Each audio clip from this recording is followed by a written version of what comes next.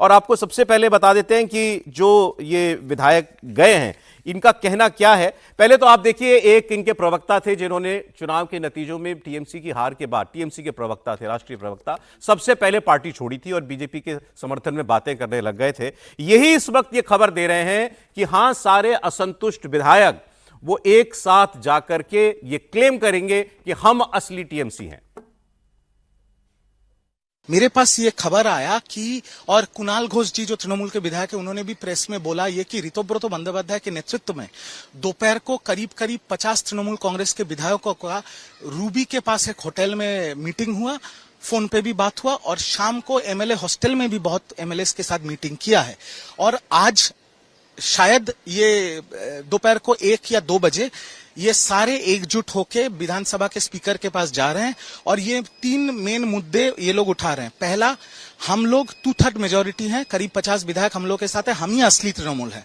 दूसरा चीज कि क्योंकि हम असली तृणमूल कांग्रेस हैं तो नेता प्रतिपक्ष ऋतव्रत बंदोपाध्याय होगा, शोभनदेव चट्टोपाध्याय नहीं।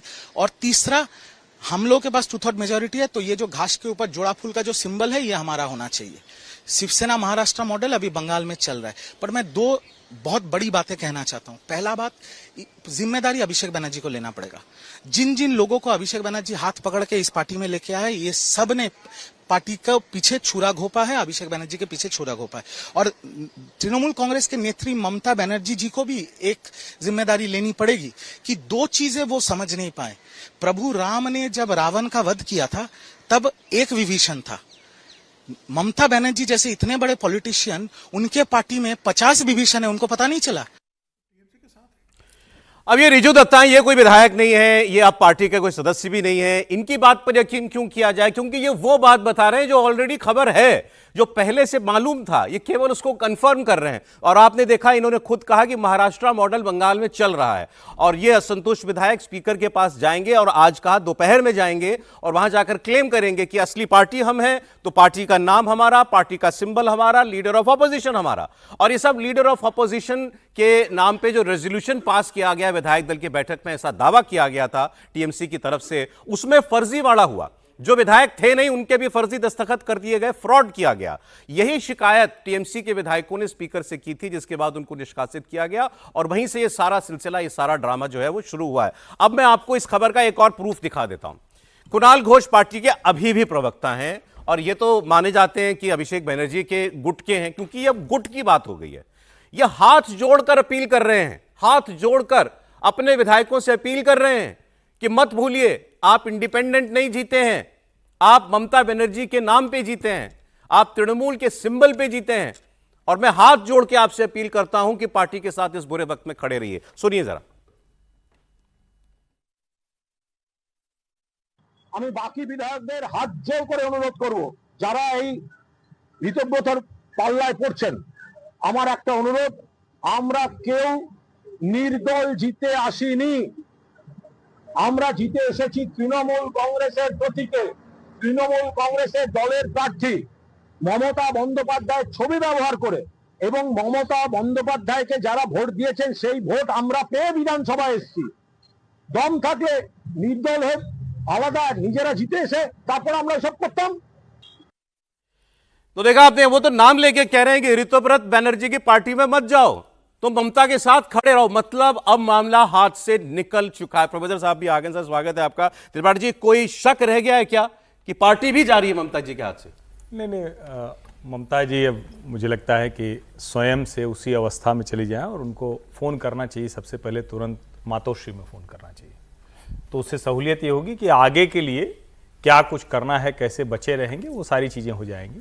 और चूंकि ममता बनर्जी जिस तरह की राजनीति कर रही थी, शिवसेना के पास तो फिर भी था कि एक बड़ा स्ट्रांग कैडर बेस था। ममता जी के पास कोई कैडर बेस नहीं है, कोई आइडियोलॉजिकल कैडर बेस नहीं। तो दोनों में ये भी एक फर्क है, क्योंकि वहां तो बहुत आइडियोलॉजिकल कैडर बेस था, वो तो पार्टी खत्म हो जाएगी ऐसा कोई नहीं कह रहा था, लेकिन यहां तो पार्टी खत्म हो जाएगी ये लगभग तय दिख रहा है। और जो सबसे बड़ी बात है कि अभी भी अगर आप देखें, क्या ममता बनर्जी और अभिषेक बनर्जी अपने उस पायदान से नीचे उतरकर, उस सिंहासन से, उस कुर्सी से नीचे उतरकर अपने विधायकों सांसदों से मिल पा रहे हैं?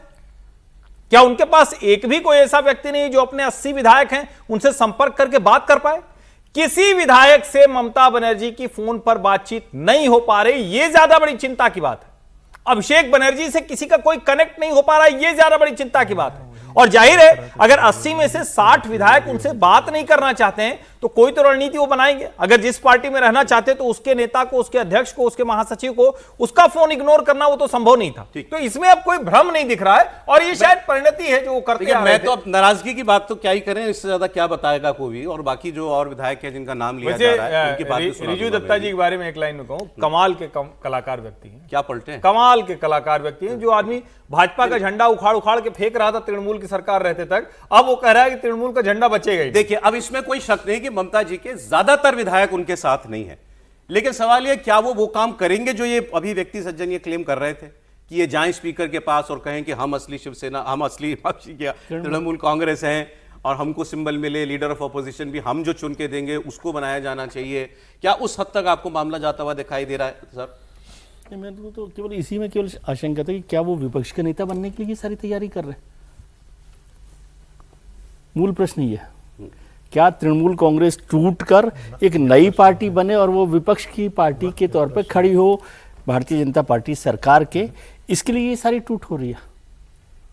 एक सवाल है, गंभीर सवाल है जिस पर चर्चा होनी चाहिए। पार्टी में टूट तो अब दिखाई दे रही है, पार्टी की टूट तो जिस दिन नतीजे आए थे उस दिन दिख गई थी।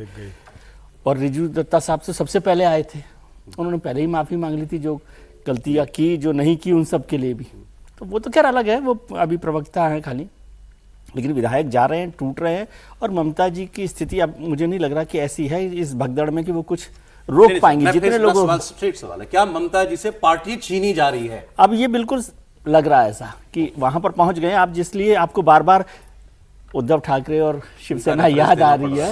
रेफरेंस भी आपके दिमाग में वो चल रहा है, क्योंकि उस स्थिति में हमको नहीं लग रहा था कि कुछ लोग टूट जाएंगे और पार्टी में से अलग होकर विधायक बन जाएंगे। लेकिन देखिए, जो खबर मुझे मिल रही है, एमपीज, बहुत सारे एमपीज जाने वाले हैं, राज्यसभा के एमपी जाने वाले हैं, लोकसभा के जाने वाले हैं। तो फिर पार्टी बचेगी क्या? राज्यसभा के चले जाए, लोकसभा के चले जाए, और विधायक तो जा ही रहे हैं 80 में से 50। एकनाथ शिंदे वाला उससे भी बड़ा हो गया ये, उससे बड़ा है, उससे बड़ा लग रहा है मुझे उससे बड़ा लग रहा है कि ये तो पूरी की पूरी तरह से खत्म हो गया। मैं कह रहा हूं कि हम लोग ये क्यों कहें, पार्टी छीनी जा रही है या पार्टी छिटक गई है?